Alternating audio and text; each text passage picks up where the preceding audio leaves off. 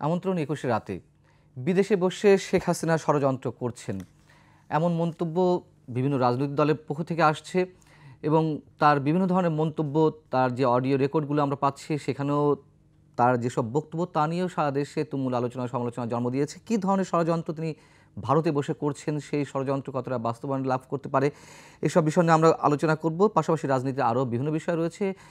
এই বিষয়ে আলোচনার জন্য ২১শে স্টুডিওতে আজ উপস্থিত রয়েছেন ডক্টর আসাদুজ্জামান রিপন, বিএনপির ভাইস চেয়ারম্যান, রয়েছেন জাতীয় পার্টির presidium member barrister Shamim Haider Patwari. Doctor Asaduzzaman Ripon, কিছু তো করছেনই সাবেক প্রধানমন্ত্রী শেখ হাসিনা ভারতে বসে, এবং তার তৎপরতা এখনও চলছে। তিনি আওয়ামী লীগকে পুনর্গঠন করার চেষ্টা করছেন, সেগুলো তার বিষয়। কিন্তু ষড়যন্ত্রের কথা আমরা বলছি, কি ধরনের ষড়যন্ত্র হতে পারে? প্রথম আপনার দর্শকদেরকে আমি আশ্বস্ত করতে চাই, পৃথিবীতে পলাতক শাসক ফেরত আসে না। আর এটা মানে ছোটোখাটো পলাতক না।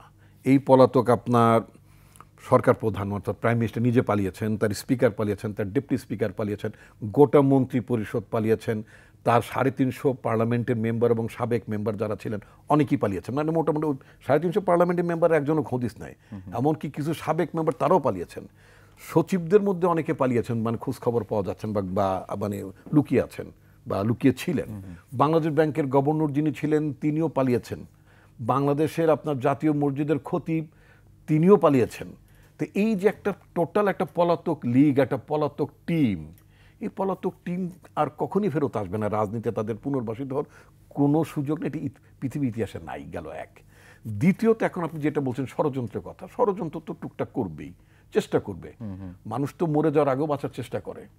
তো একটা মানে কুজোর একটু মানে আপনার যে মানে গুজো বা কুজো তার একটু উচিত হয়ে শোয়ার খায়েশ থাকে।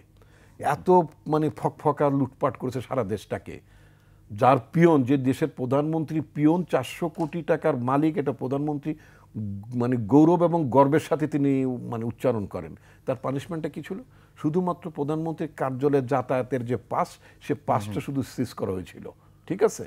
তাহলে একটা পিয়ন যখন 400 কোটি টাকার মালিক, তো মন্ত্রীরা কত টাকার মালিক, এমপিরা কত টাকার মালিক? যে আমলাতন্ত্রের উপর ভিত্তি করে তিনি আপনার এত এই দুর্নীতিগুলো করেছেন, অন্যায়গুলো করেন, তারা কি অবস্থার মালিক? আমি একটা ছোট্ট একটা উদাহরণ দেব। বাংলাদেশের প্ল্যানিং কমিশনের একজন আপনার মেম্বার ছিলেন, সচিব বা মেম্বার, যাই হোক। এই যে অন্তর্বর্তীকালীন সরকার, কারণ তো পলিটিক্যাল গভর্নমেন্ট না, এরা অনেকেই না চেনারই কথা। এবং যে উপদেষ্টাদের মধ্যে অনেকেই বহু আগে রিটায়ারমেন্টে কেউ গিয়েছেন, তারপরে এনজিও করতেন, তারা অনেকেই এই সমস্ত মানে এগুলো জানতেনও না। এবং তাদের অনেকের ধারণা ছিল তো তাহলে কী করবো, এদেরকে নিয়ে ঠিক তো চলতে হবে। ওই যে আপনার শেখ মুজিবুর রহমানের জন্ম শতবার্ষিকী উদযাপন কমিটির যিনি সদস্য সচিব হন, যে আমলার বিরুদ্ধে 300 কোটি টাকার অডিট আপনার মানে বা নিষ্পত্তির আছে, কি বলে আপনার মানে অবজেকশন আছে। তো এরকম একটা মহা করাপ্ট আমলা সেক্রেটারি এমদাদুল্লাহ মিয়া বা এরকম বোধের নাম, এই এমদাদুল্লাহ মিয়াকে আপনার প্ল্যানিং কমিশন এই সরকার নিয়ে আসছে আপনার কৃষি মন্ত্রণালয়। আপনার এই সরকার শেখ হাসিনার গভর্নমেন্টের যে আপনার যে cabinet secretary, still he's there. তো আওয়ামী আমলের অল বেনিফিশিয়ারিজ, লুটপাট যে সমস্ত কর্মকর্তাগুলো করেছে তাদের শুধুমাত্র স্থান বদল হয়েছে। মুসলিমে 2-4 জনের আপনার মানে তাদের মানে চাকরি নাই বটে, মানে অবসর দেওয়া হয়েছে ইত্যাদি। কেন?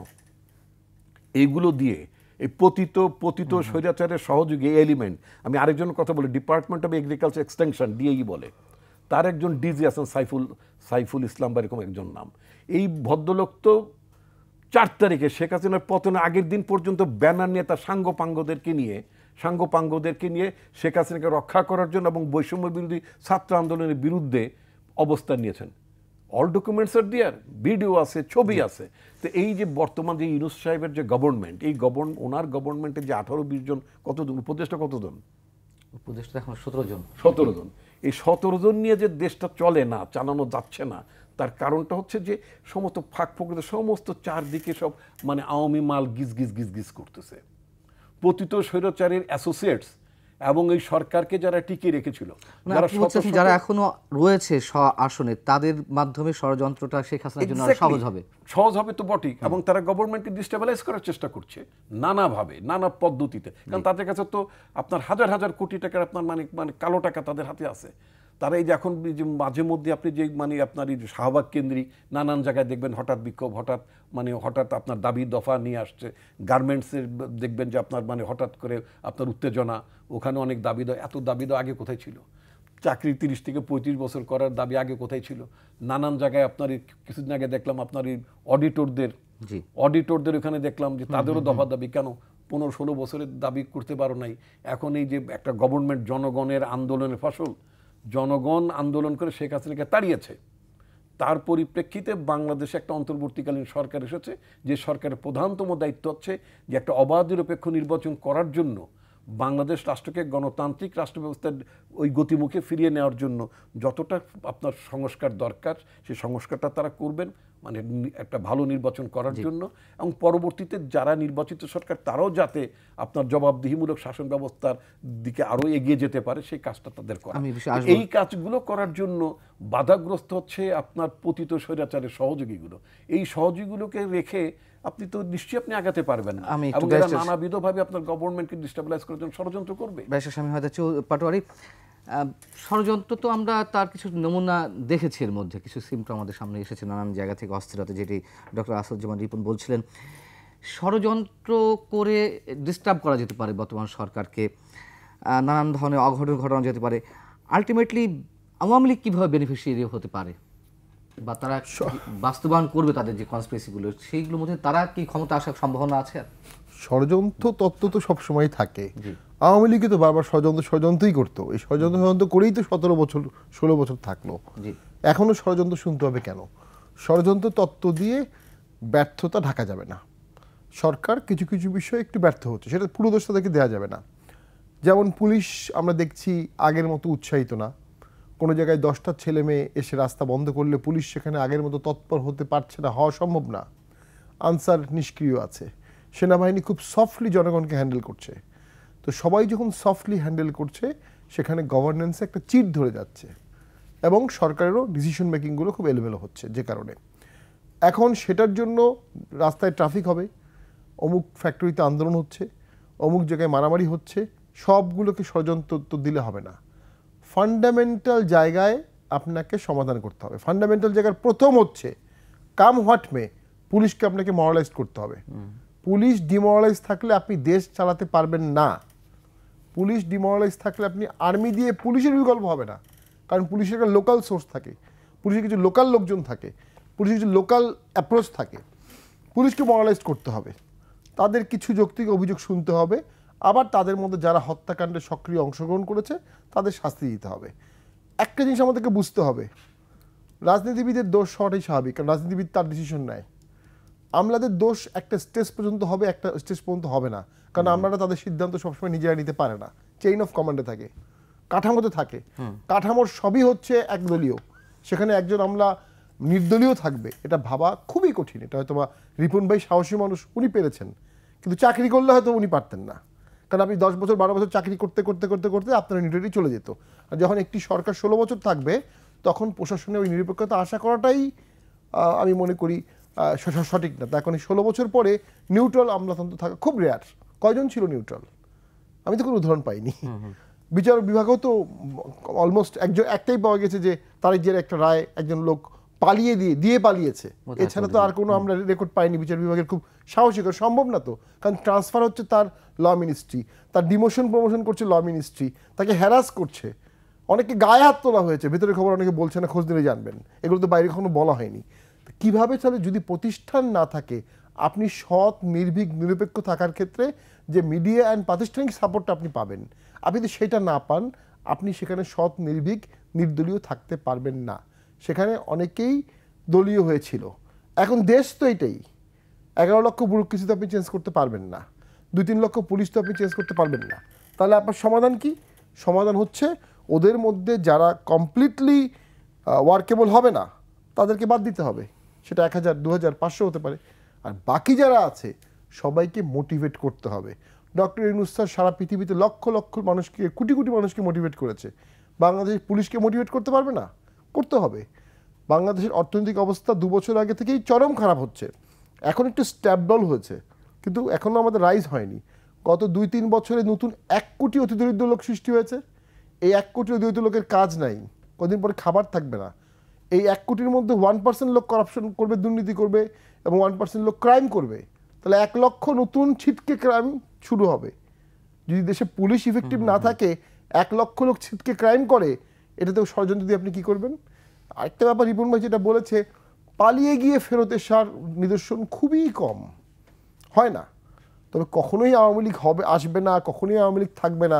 75 শ্রীলঙ্কাতে তো রাজাপক্ষ পরিবার তো পালিয়ে গিয়ে ফিরে আসছে, এটা সত্যি। ক্ষমতায় ফিরে আসেন, ক্ষমতায় ফিরে আসেনি, ক্ষমতায় ফিরে আসেনি আর কি। আর রাজাপাকসে মানে রাজাপাকসের উদাহরণটা যদি আপনি তুলে নিই, রাজাপাকসে তো আপনার মানে এই ধরনের ক্রাইম এগেইনস্ট হিউম্যানিটি করে, মানবতা বিরোধী অপরাধে তো রাজাপাকসে তাদের বিরুদ্ধে অভিযোগ শুধু দুর্নীতির। তাদের দুর্নীতিও বাংলাদেশের মতো লার্জ স্কেল না। তাদের মধ্যে ক্ষেত্রে বড় অভিযোগ যেটা হতে পারে, উন্নয়নের অতি উৎসাহ। তারা ভুল প্রজেক্টে বিপুল টাকা ইনভেস্ট করেছে, বিশাল বিশাল প্রজেক্ট করেছে, রিটার্ন নাই। তার সাথে কিছু ভাগ্যটাও খারাপ ছিল তাদের এই কোভিডের কারণে। এনিওয়ে, তো বাংলাদেশের সাথে এটা তুলনা হয় না। বাংলাদেশে আওয়ামী লীগ ঘরানার যে দলটি আছে, সে দলের কিছু লোকজন আওয়ামী লীগ করবে, কিছু লোকজন ওই আদর্শটা ধারণ করবে। আপনি জোর করে তাদেরকে কখনো সেখান থেকে সরাতেও পারবেন না।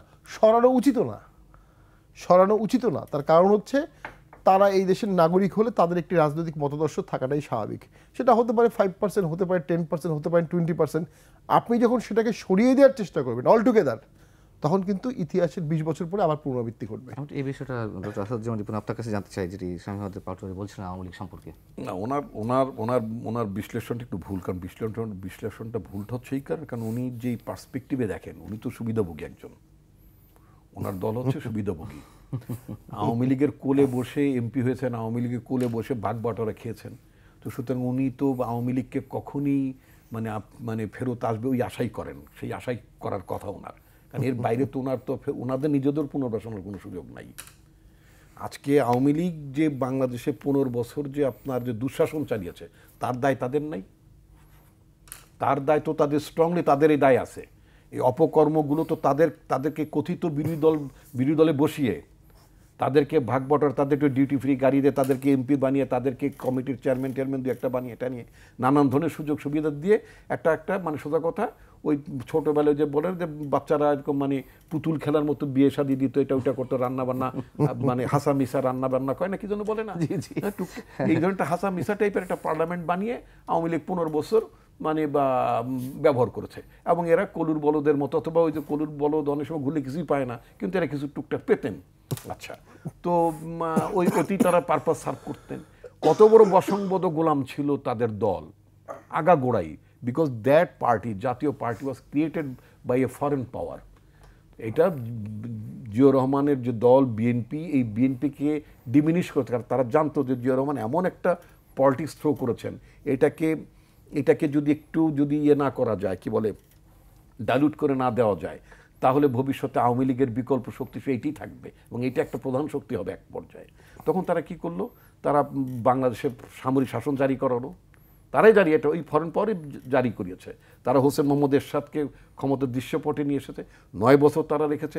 জাতীয় পার্টি করেছে ওই 19 দফার পাশাপাশি 18 দফা বানিয়ে, ওখানে একটু বাংলাদেশ জাতীয়তাবাদ, একটু ইসলামী মূল্যবোধ, নানান ক্ষেত্রে মোটামুটি বিএনপির কাছাকাছি, যাতে বিএনপির লোকজনগুলো ওইখানে যায়।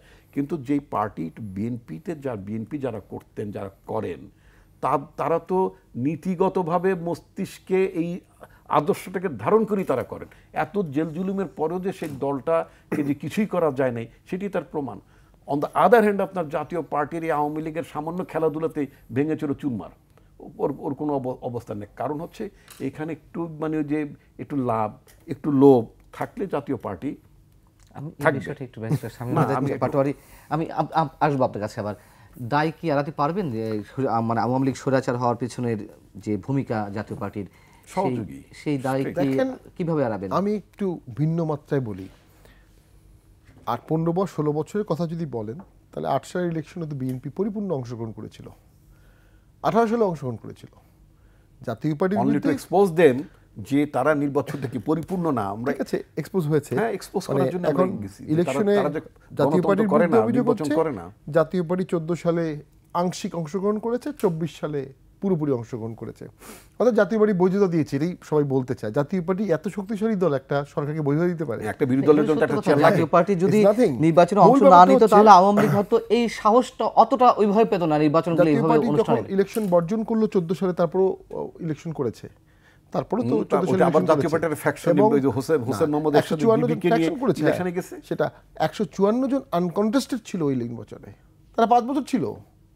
আর এবার ইলেকশনেও 69 জন স্বতন্ত্র হলো। অর্থাৎ জাতীয় পার্টি ইলেকশন নাও করতে পারে, করবে না, জাতীয় পার্টিকে হারাতে হবে, এই জন্য 70 জন স্বতন্ত্র পাশ করিয়ে রেখেছিল। জাতীয় পার্টির উপর পুরো নির্ভর করতো তা না, নির্ভর করতো কৃষির উপরে, এটা আমরা টক শোতে বলতে পারি না, বাট বলি এখন, নির্ভর করতো গ্লোবাল পলিটিক্সের উপরে। গ্লোবাল পলিটিক্সে বাংলাদেশকে আমেরিকা ইন্ডিয়ার চোখে দেখতো।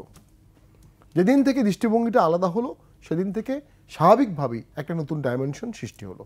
সেখানে অবশ্যই সরকারের জনপ্রিয়তা হারানো, তার সুশাসনের অভাব, তার কিলিং, তার এনফোর্স ডিসঅ্যাপিয়ারেন্স, তার দুর্নীতি, এগুলো সবই কন্ট্রিবিউট করেছে। কিন্তু ব্যাপারটা দৃষ্টিভঙ্গি।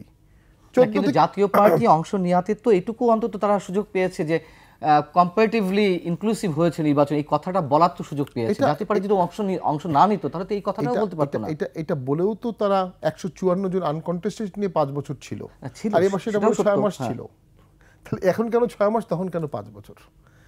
6 মাস অনলি, কেউ এটা প্রেডিক্ট 6 করেনি। মাস তো আর বাধ্য হয়ে তারা ফ্যাক্ট চলে রিমেইন, যেতে আমি বাধ্য আমি হয়েছে। রিপন ভাইয়ের সাথে পুরোপুরি দ্বিমত করবো না। ফ্যাক্ট রিমেইন, যখন একটি সরকার মানুষ মারছে তখন সেই সরকারের বিরুদ্ধে একটা গোষ্ঠী আন্দোলন করছে, নির্বাচন বর্জন করছে, তখন নির্বাচনে যাওয়াটা স্বাভাবিকভাবেই যারা মারা গেছে, যাদেরকে হত্যা করা হয়েছে, যাদেরকে টর্চার করা হয়েছে, তাদেরকে কষ্ট দেওয়াটা খুবই স্বাভাবিক। এটা খুব খুব নর্মাল যে একদিকে একগুলো লোক নির্যাতিত হচ্ছে অন্যায়ভাবে, আরেকদিকে আরেকটা গ্রুপ নির্বাচনে যাচ্ছে, সে দায়টা জাতীয় পার্টির তো কিছুটা থাকবেই, থাকাটাই উচিত। এখন সামনের ভোটে সেটা জনগণ দেখবে। যদি জনগণ ভোট আমাদের না দেয়, আমাদের রাজনীতি থাকবে না, কমে যাবে। জনগণ ভোট দিলে আমাদের রাজনীতি ফিরে আসবে। ইতিহাস বলে রাজনীতি ফিরে ফিরে আসে। 90 সালে এরশাদ স্যার যখন পদত্যাগ করলেন, উনি পালাননি, উনি জীবনের ঝুঁকি নিয়ে জেলে গেলেন, 6 বছর জেলে থাকলেন। তাকে 6 বছরে একদিন সংসদে যেতে দেওয়া হয়নি, একদিনও না সংসদে। তো সংসদে যাওয়ার জন্য তো জামিন দিয়ে দেয় সাধারণত, সংসদে যাওয়া তো একটা প্রিভিলেজ। তো সেই এরশাদ স্যার কিন্তু 96 সালে আবার আওয়ামী লীগের সাথে একটা অ্যালায়েন্স হলো, 2001-এ আবার আওয়ামী লীগ থেকে সরে গেল, বিএনপি ক্ষমতায় আসলো।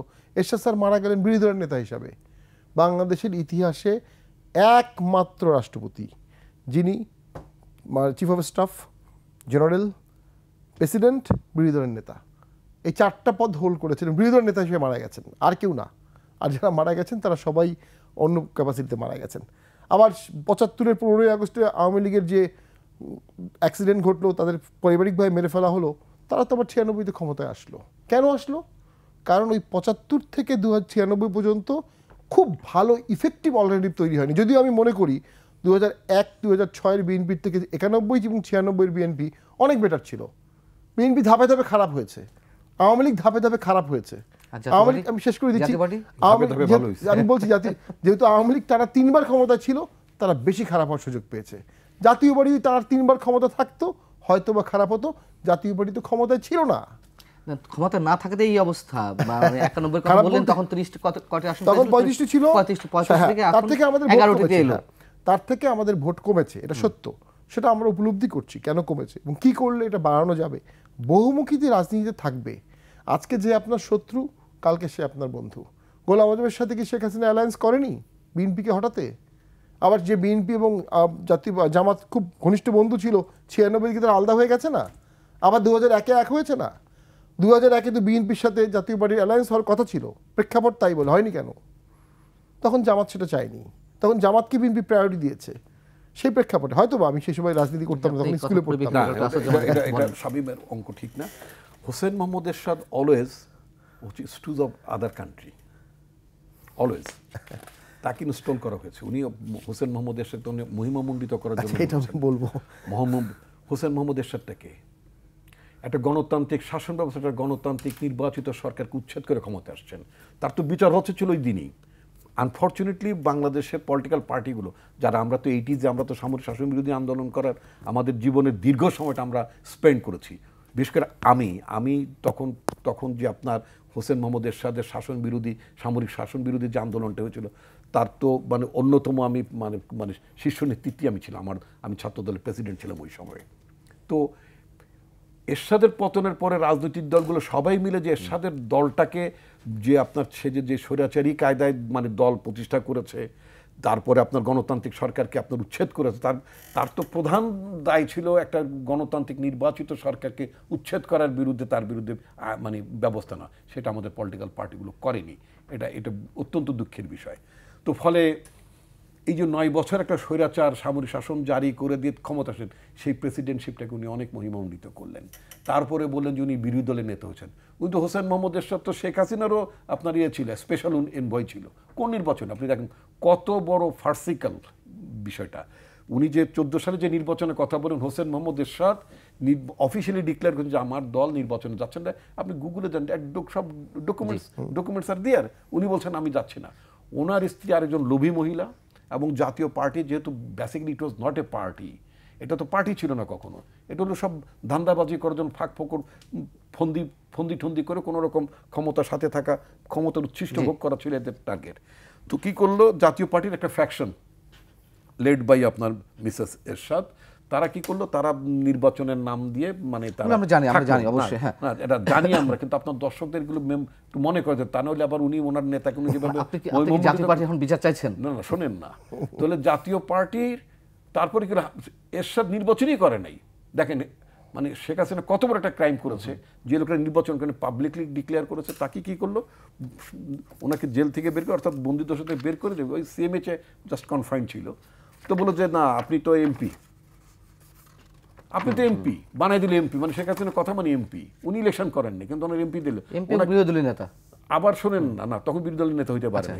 এই জন্য প্রধানমন্ত্রী কোলোকে তাকে বিশেষ দূত বানালো, প্রধানমন্ত্রী বিশেষ দূত, মন্ত্রীর পদমর্যাদা, সুযোগ সুবিধা দিলেন, একটা ব্যাংকের মালিকানা দিলেন, আরো অনেক সুযোগ সুবিধা দিলেন। আচ্ছা, আবার ওনার বউ বিরোধী দলের নেতা হলো। পরবর্তীতে হোসেন মোহাম্মদের সাথে আবার গ্রিপটা নিজের দলের মধ্যে নিতে পারেন, সবই তো arrangement between Awami League and Jatiya Party. উনি বিরোধী দলের মানে নেতা হলেন যে সময় তিনি মারা গেলেন বললেন। তো এগুলো কোনোটাই কিন্তু গ্লোরিয়াস কিছু না। এইগুলো কোনো গৌরব যদি ফন্দি ফিকির ধান্দাবাজির মাধ্যমে বা আপনার মানে গণতান্ত্রিক সরকারকে উচ্ছেদ করে প্রেসিডেন্ট হইলাম, ফন্দি ফিকির করে ধান্দাবাজি করে বিরোধী দলের নেতা হইলাম বা প্রধানমন্ত্রীর বিশেষ দূত হইলাম, এটা কোনোটাই প্রেস্টিজিয়াস। আলোচনায় ফিরছি, দর্শক ছোট্ট বিরতি, ফিরছি খুব শিগগির। আবার আমন্ত্রণ 21 রাতে ব্যারিস্টার শামীম হায়দার। ডক্টর আসাদুজ্জামান মানে দীর্ঘ একটা ইতিহাস খুব সংক্ষেপে বললেন, এবং আমিও একটা প্রশ্ন করতে চাই, যে উত্তর এখন আমরা জানি না, এই প্রশ্নটা আমি জিএম কাদের সাহেবকে সামনে পেলে অবশ্যই করবো, নিশ্চয় করার ইচ্ছে রয়েছে।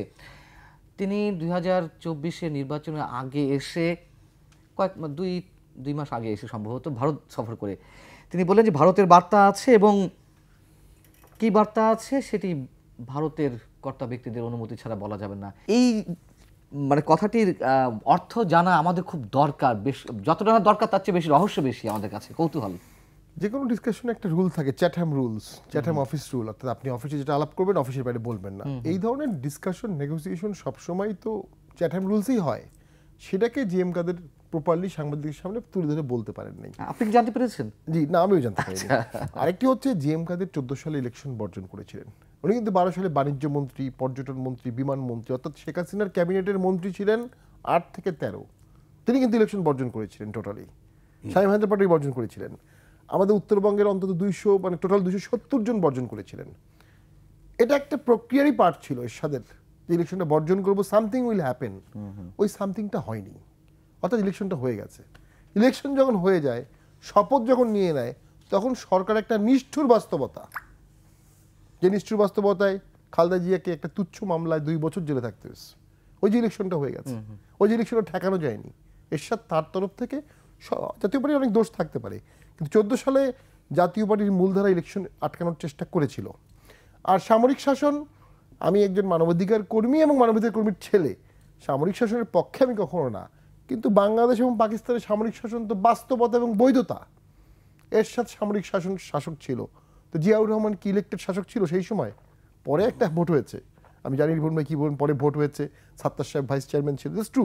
কিন্তু যখন উনি টেক ওভার করেছেন, ক্ষমতা নিয়েছেন, তখন তো উনি সামরিক শাসনই, তখন তো উনি চিফ মার্শাল অ্যাডমিনিস্ট্রেটর, সায়েম সাহেবের কাছ থেকে ক্ষমতা নিলেন। বাস্তবতা তখন যে সেনাবাহিনী ছাড়া দেশ চালানো যাচ্ছে না, কিছু করার নাই। খন্দকার মোশতাক তখন ক্ষমতা নিলেন, কারণ সেই সময় আওয়ামী লীগ তারাই। খন্দকার মোশতাক থেকে খালেদ মোশাররফ ক্ষমতা নিলেন কিসের ভিত্তিতে? খালেদ মোশাররফ 3 দিন ক্ষমতা থাকলেন, পরে তাহের আসলো কিসের ভিত্তিতে? নেসেসিটি। সেটা একটা ব্যাখ্যা দিতে পারেন আপনি অনেক ধরনের, পলিটিক্যাল দৃষ্টিভঙ্গিও দেখতে পারেন, আবার আপনি রাষ্ট্রীয় দৃষ্টিভঙ্গিও দেখতে পারেন। পট পরিবর্তন হয়েছে একটা পর একটা। স্ট্যাবিলিটি আসলো কখন? এরশাদের সময় সুশাসক ছিল এরশাদ, 82 থেকে মোটামুটি একটা স্ট্যাবিলিটি নিয়ে আসছে। এখন বিএনপির একটা লং আনকম্প্রোমাইজিং ক্যারেক্টার আছে, তারা 86 ভোট বর্জন করেছে, 88 ভোট বর্জন করেছে, 14 ভোট বর্জন করেছে, 24 ভোট বর্জন করেছে। ন্যাচারালি তাদের এই আনকম্প্রোমাইজিং ক্যারেক্টারের সুফল তারা পাবে। এখন তারা এখন সবচেয়ে জনপ্রিয় দল, কোনো সন্দেহ নেই। এই মুহূর্তে বিএনপি বাংলাদেশের সবচেয়ে জনপ্রিয় দল এই মুহূর্তে। কেন? ওই আনকম্প্রোমাইজিং ক্যারেক্টারের কারণেই। হয়তোবা জাতীয় পার্টি টোটাল ওরকম একটা আনকম্প্রোমাইজিং ক্যারেক্টার থাকলে জাতীয় পার্টিও একটা অনেক বড় জনপ্রিয় দল হতো। নানা কারণে আমরা পারিনি, কারণ 14 সালের ভোটের পরে দলটার উপর আমাদের নিয়ন্ত্রণ ছিল না, অনেকাংশেই দল নিয়ন্ত্রণ হতো বিভিন্ন জায়গা থেকে। সো আমি এখন যেটা মনে করি, এই ডিসকাশনগুলো সবারই মাথায় আছে, জনগণেরও আছে। বাংলাদেশের 10 কোটি ভোটার, 10 কোটি ভোটারই এটা পূর্ণাঙ্গভাবে জানে, এবং তাদের মাথার মধ্যে আছে সামনের ভোটে তারা কাকে ভোট দেবে। সেটি এখন আলোচনা করার বিষয়। এটা জনগণের উপরই ছেড়ে দেন, কার দোষ, কার ত্রুটি, কার কী। মামলা টামলা দিয়ে দল ব্যান করে হ্যারাস করে কোন পলিটিক্যাল কোনো বেনিফিট কোনো দলের হবে না, দেশের কোনো বেনিফিট হবে না। আমি শেষ করে দিচ্ছি, এই দেশে যদি আপনি মোরাললেস ঐক্যমত সৃষ্টি করতে না পারেন, যেমন আওয়ামী লীগের অনেকেই কেউ সহ্যই করতে পারে না, আবার কিছু লোকের নাম তো বিএনপির লোকরাও বলে যিনি ভালো মানুষ, এরকম তো আছে দু একজন। সেরকম সব দলেই কিছু লোক দরকার যারা সর্বদল গ্রহণযোগ্য হবে এবং দেশের ক্রাইসিসে তারাই সিদ্ধান্ত দিবে এবং তারার মতামত দিবে, সবাই সেটা গ্রহণ করবে। এখন যে আমরা শেষ করে দিচ্ছি, এই মুহূর্তে তো আমাদের কোনো সমাধান নাই আলোচনা ছাড়া। সংবিধান ফলো হচ্ছে না, করা সম্ভব না, ল শেষ করে দিচ্ছি। তো সেই ক্ষেত্রে যদি সকল দল একটা দল আরেকটা দলের সাথে দ্বন্দ্বে জড়ায়, তাহলে কোনো সমস্যার সমাধান হবে না। আসলে যেমন রিপন, আপনি সংস্কারের কথা বলছেন এবং ব্যারিস্টার শামীমের কথার পরিপ্রেক্ষিতে যদি আপনার কিছু বলার থাকে, এবং সংস্কার বিষয়ে যেহেতু আমরা জানি যে 1 তারিখে সংস্কার কমিশনের কাজ করার কথা। উনি আবারও যেটা বলছে যে ওনার দলের নেতা স্বৈরশাসক হোসেন মোহাম্মদ এরশাদকে মহিমামণ্ডিত করতে উনি আবারও শহীদ প্রেসিডেন্ট জিয়াউর রহমানের প্রসঙ্গ নিয়ে এসেছেন এবং এক কাতা নিয়ে আসার চেষ্টা করেছেন। খুবই মানে কি বলবো, এটা খুব পজিটিভ ইন্টেনশন থেকে না, ওটাকে জায়েজ করার জন্য। বাংলাদেশে একটা একদলীয় শাসন ব্যবস্থা যেটা ম্যান্ডেটেড না, ম্যান্ডেটেড হলেও এই দেশের জনগণ যদি একদলীয় কমিউনিজমে থাকতে চায় থাকতেই পারে, যদি জনগণ চায়। জনগণের সম্মতিতেও তো শাসনটা হওয়া উচিত। তো বাংলাদেশে 73 সালে একটা নির্বাচন, সে 73 নির্বাচনের পর without mandate of the people আপনি বাকশাল কায়েম করলেন। আপনি ঘোষণা করে দিলেন যেন প্রেসিডেন্ট নির্বাচিত হইয়াছেন বলিয়া গণ্য হবে। প্রেসিডেন্ট কি নির্বাচিত হয়েছিল? হয় নাই। আপনি কাগজে কলমে লিখলে 200 লোক 300 লোক পার্লামেন্টে বসে লিখলে একজন প্রেসিডেন্ট হয়ে যায়? হয় না। আচ্ছা, তো এবং শেখ মুজিবুর রহমান আপনার তার দলেরই একটা ফ্র্যাকশনাতে তিনি নির্মমভাবে নিহত হলেন। মুস্তাক এবং আওয়ামী লীগের একটা বড় অংশ নিয়ে ক্যাবিনেট গঠন করা হলো। তারা আবার ক্ষমতাচ্যুত হলো by a fraction of the army. দেশে একটা ডিস্টেবিলাইজড পরিস্থিতি হয়ে গেল। আন্ডার দ্যাট সার্কামস্টেন্স 7 নভেম্বর আমি আবারও বিপ্লবের কথা বলি। এই যে প্রফেসর মোহাম্মদ ইউনূস যে ক্ষমতা আসলেন, ক্ষমতা আসলেন কেন? জনগণের অভিপ্রায়ের সরকার হচ্ছে ডক্টর মোহাম্মদ ইউনূসের সরকার। 7 নভেম্বরে সিপাহী জনতার অভিপ্রায় সরকার হলেন জিয়াউর রহমান। বাংলাদেশের জনগণ রাস্তায় নেমে পড়লো, ট্যাঙ্কের সামনে দাঁড়ালো, ট্যাঙ্কের উপর ফুল ছিটিয়ে দিল, সৈনিক এবং জনগণ কোলাকুলি করলো। জিয়াউর রহমানকে বন্দিদশা থেকে ক্যান্টনমেন্ট, খালেদ মোশাররফ তাকে বন্দি করলেন, জিয়াউর রহমানকে বন্দিদশা থেকে জনগণ মুক্তি করলো, সৈনিকরা মুক্তি করলো। এটা কি হোসেন মোহাম্মদ এরশাদের বেলায় ঘটনা ঘটেছে? হোসেন মোহাম্মদ এরশাদ যখন সামরিক শাসন জারি করেছে, তখন কি তার তার ট্যাঙ্কের মধ্যে তার সৈনিকদের কেউ কি একটা গাঁদা ফুলের পাপড়ি ছিটিয়েছেন? না। তো সুতরাং জিয়াউর রহমান তো একটা গণ অভ্যুত্থানের আউটকাম থেকে সিপাহী জনতার যে অভ্যুত্থানটা 2024 সালের অভ্যুত্থানে একটা ব্যাপক মিল আছে। এবার আমরা দেখলাম 24 সালে এটা শুধুমাত্র ছাত্রযন্ত্রের অভ্যুত্থান বলে। আমি তো মনে করি যে সৈনিকদের, সেনাবাহিনীর সমর্থিত অভ্যুত্থান এটা। বিকজ আমাদের ছাত্র জনতা যখন অভ্যুত্থান সংগঠন করলেন 5 তারিখে বা 4 তারিখে যখন আন্দোলন চলছে, আমরা কি দেখিনি সেই অভূতপূর্ব সেই দৃশ্য? ছাত্র জনতার সাথে আপনার সিপাহীদের করমর্দন, কোলাকুলি, ট্যাঙ্কের মধ্যে ফুল দেখেছি আমরা। ছিটিয়ে দেওয়া, ট্যাঙ্কের উপরে আমার দাঁড়িয়ে এখন যাওয়া, প্রশ্ন হচ্ছে যে তাই না? তাহলে এখন ষড়যন্ত্র তো চলতেই থাকবে, সেই ষড়যন্ত্র মোকাবেলা করার জন্য কি বর্তমান সরকারের যে জায়গাগুলো ল্যাকেন্স রয়েছে, আপনারা বললেন বিশেষ করে পুলিশের কথা, আইন শৃঙ্খলা রক্ষার কথা, এটা খুবই স্বাভাবিক হ্যাঁ। পান্না, এটা খুবই স্বাভাবিক। এই কারণে আপনি দেখেন 15 বছর যাবত আপনার আওয়ামী লীগ তার প্রশাসন, তার রিক্রুটমেন্ট, সেটা আপনার কনস্টেবল থেকে শুরু করে আপনার আইজি পর্যন্ত তার একটা সেটআপ ছিল, প্রশাসনও তাই আছে। সুতরাং এই যে একটা 3 স্তরে সাজানো ছিল। হ্যাঁ, এই যে বিপ্লবটা হয়ে গেল, বিপ্লব মানে আমি এটাকে মূলত আমি গণ অভ্যুত্থান বলতে পছন্দ করি, এটা বিপ্লব বলি না আমি। আচ্ছা, তো আপনার এই যে এই ঘটনাটা ঘটলো, আপনি কি মনে করেন যে আপনার বেনজিরের পরে যিনি আইজি ছিলেন তিনি এটা ভালোভাবে নিয়েছেন? আপনি কি মনে করেন যে আপনার সচিবালয়ের লোকেরা ভালোভাবে নিয়েছেন? আপনি কি মনে করেন ওসি দারোগা যারা ছিল তখন খেতে খেতে পেট ফুলিয়ে ফেললো, শত শত কোটি টাকার মালিক হয়ে গেল একজন আপনার মানে ওসি প্রদীপের উদাহরণ তো আপনার জানেন, এরকম শত শত প্রদীপ সৃষ্টি হয়ে গেল। তো তারা এই ধরনের গণ অভ্যুত্থানের পরিপ্রেক্ষিতে যেই সরকারটি গঠিত হলো, সে সরকারকে তারা ভালো চোখে দেখবে কেন? এই সরকারকে ফেল করার জন্য তো সবসময় চেষ্টা করবে। আমি সেই জায়গাটির প্রশ্ন আমি বলি, আমি একটু বলে দিই, এই সরকারকে ফেল করার চেষ্টা করব, সেই জন্য সেটার সলিউশন আপনার এখানকার পুলিশ এখানে না, এখানকার পুলিশ এখানে না, এখানকার আমলা ওই প্ল্যানিং কমিশন থেকে এনে আপনার ওই কৃষি মন্ত্রণালয়ে বসিয়ে দিলেই সমাধান হবে না। ওই কিন্তু একবারে তো 11 লাখ কর্মচারী বা কর্মকর্তার যে ব্যারিস্টার শামীম বলছিলেন, সব তো আর চেঞ্জ করা সম্ভব না। আই ডোন্ট নো এক্স্যাক্টলি উনি যে 11 লক্ষ কর্মচারীর কথা বলেছেন, আমি তা জানি না 11 লক্ষ কর্মচারী উনি কি বলতে বোঝাচ্ছেন? স্কুল সব মিলিয়ে আর কি। না, সেটা ওটা তো স্কুল মিলে তো আপনি এটা বলতে পারেন না। স্কুল শিক্ষকের জায়গায় আমি বলতে কি পয়েন্টে যারা রয়েছে, প্রশাসনে আছেন, পুলিশে আছেন, যে সমস্ত জায়গাগুলোতে আছেন, এই জায়গাগুলো তো অবশ্যই বদলাতে হবে। এই জায়গাগুলো যাদের 25 বছর হয়ে গেছে, নর্মালি 25 বছর পরে বাড়ি চলে যেতে হবে। যেগুলো আপনার স্বৈরাচারের সেবাদার যারা ছিল তাদের বাড়ি পাঠাতে হবে। আর যারা যায়নি, মানে 25 বছর হয়নি কিন্তু যারা গত পতিত স্বৈরাচারের সহযোগী ছিল, তাদেরকেও বাড়ি পাঠাতে এবং তাদের অপকর্মের জন্য তাদের জন্য জবাবদিহি করতে হবে। এই কারণে আপনি জানেন আর্মিতে আপনার চাকরি আছে, বাড়িতে পাঠাতে যাওয়ার জন্য তো আপনার কোনো ট্রাইব্যুনাল লাগে না, 1 লেটার ইজ এনাফ। একজন মেজর সাহেব যদি বাড়ি চলে যেতে পারেন, একজন কর্নেল বাড়ি চলে যেতে পারেন, জান না? তা আপনি বিসিএস এ ঢুকছেন একবার, এর মধ্যে আমার মাঝখানে আবেদ আলী সার্ভিস কমিশন আছে, আবেদ আলী কোটাও অনেকে অফিসার হয়েছেন। তো এই অনেক আবেদ আলী যারা আছেন, যারা এদেরকে আপনি কোন কারণে চাকরিতে রাখবেন রে ভাই? ব্যারিস্টার শামীম হায়দার পাটোয়ারি, আমি এদেরকে বাড়ি পাঠিয়ে দিতে হবে। শেখ হাসিনার ষড়যন্ত্রের কথা খুব জোরে সোরে উচ্চারণ হচ্ছে এবং যেখানে যা কিছু ঘটছে অবশ্যই ষড়যন্ত্র গন্ধ আমরা খোঁজার চেষ্টা করতে পারি, কিন্তু সেই ষড়যন্ত্র প্রতিরোধের জন্য কি শুধুমাত্র প্রশাসনিক বিষয়ে রদবদল বা কিছু সংখ্যক মানুষের পদচ্যুতির ঘটনা, নাকি আরও কিছু প্রস্তুতির প্রয়োজন রয়েছে? সেই জায়গা থেকে যদি থেকেই থাকে, সেই জায়গা থেকে সব রাজনৈতিক দলগুলো প্রস্তুত কিনা, সজাগ কিনা অন্তত সরকারের সঙ্গে? এখন পর্যন্ত সবাই তো এই সরকারকে সম্মতি দিচ্ছে, সমর্থন দিচ্ছে। ইভেন 3 মাসের লিমিটেশনের বাইরেও ভোট করতে কেউ সরাসরি বলছে না যে সাংবিধানিক বাধ্যবাধকতার মধ্যেই ভোট করতে হবে। এটা কিন্তু এখন এটা জনগণের সরকার। তো সেই ক্ষেত্রে আপনার এই সরকারকে সহযোগিতা সবাই করছে, তবে রাজনীতি তো খুব নিষ্ঠুর এবং নির্মম।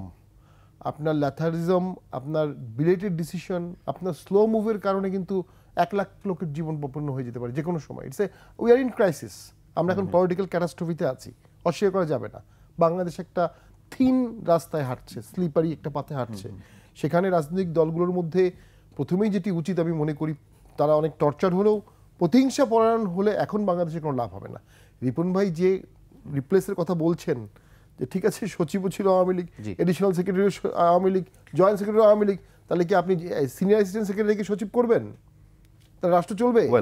চলবে না, চলবে কারণ সময় লাগবে। এই না, আমি আপনাকে বলি, যারা চালিয়েছেন এই যে অতিরিক্ত সচিব যাদের কথা বললেন, তারা কি দেশটা খুব ভালো চালিয়েছেন?